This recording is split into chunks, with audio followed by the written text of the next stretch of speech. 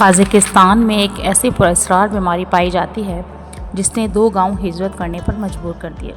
एक नामालूम ताकत जो तमाम लोगों को कंट्रोल कर लेती है।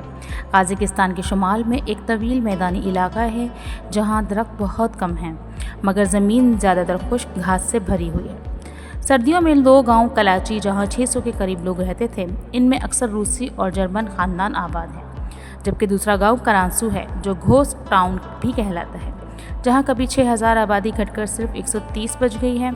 इन दोनों में ऐसा क्या हुआ कि लोग भाग खड़े हुए? ये सच्ची कहानी है 2013 की, जब गांव वाले अचानक दिन के वक्त सो गए।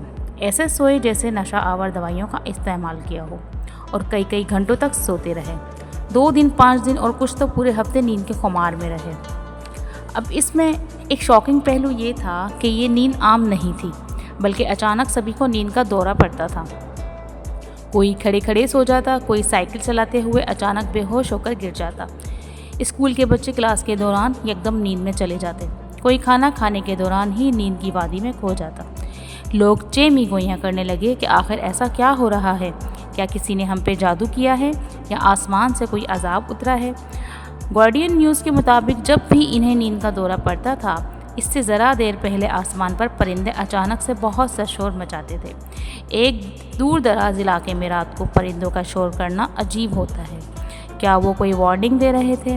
मगर अगले ही दिन बहुत सारे लोग बेहोश हो जाते थे। फिर जागने पर अलग मसाइल का सामना करना पड़ता था। किसी की याददाश्त गायब हो जाती थी, किसी को ख्वाबों में बिस्तर पर सांप नजर आते थे। बहुत सारे बच्चों को परों वाले घोड़े भी दिखाई दिए। किसी को मतली और सर दर्द भी हो जाता था। पुरअसरार अजनबी जगह ख्वाब में आती थी। ख्वाज़े को हुकूमत ने अपनी मेडिकल टीम के ज़रिए सभी के टेस्ट लिए। दिमागी स्कैन से लेकर खून और जिस्मों का मुआयना किया गया, मगर सब नॉर्मल और सेहतमंद नज़र आ रहे थे। अब इस तमाशे से बिल्ली और दीगर जानवरों को भी ये बीमारी लगी और दीगर जानवरों को भी ये बीमारी फैलती गई। अब तक इस नींद की आसेर ज़दा बीमारी के मुतालिक दर्ज झेल थ्योरीज़ हैं। नंबर 1, वहाँ के बुज़ुर्गों के मुताबिक परिंदों का शोर बताता है कि इस जगह किसी बड़ी बला का साया है जो हम सबको कंट्रोल कर लेती है।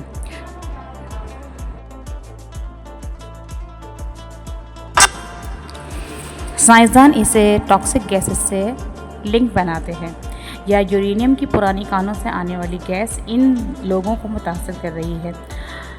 अगर साइंसी थ्योरी को मान लिया जाए, मगर अभी तक सबूत नाकाफ़ी हैं। अगर किसी आसिफ का साया मान लिया जाए तो किसी की जान क्यों नहीं गई? कुछ मकामियों का ये भी कहना है कि जब परिंदे एक रात पहले शोर करते हैं तो वो उड़ते हुए अपनी डायरेक्शन को भी बदलते हैं। यूँ लगता है जैसे वो मुज़ाहिमत कर रहे हैं और वो रूहों के मैसेजेस लाते हैं। शायद इसी सब में वो हमें होशियार रहने की प्री वार्निंग दे रहे हों। आज तक मिस्ट्री ऑफ स्लीपिंग टाउन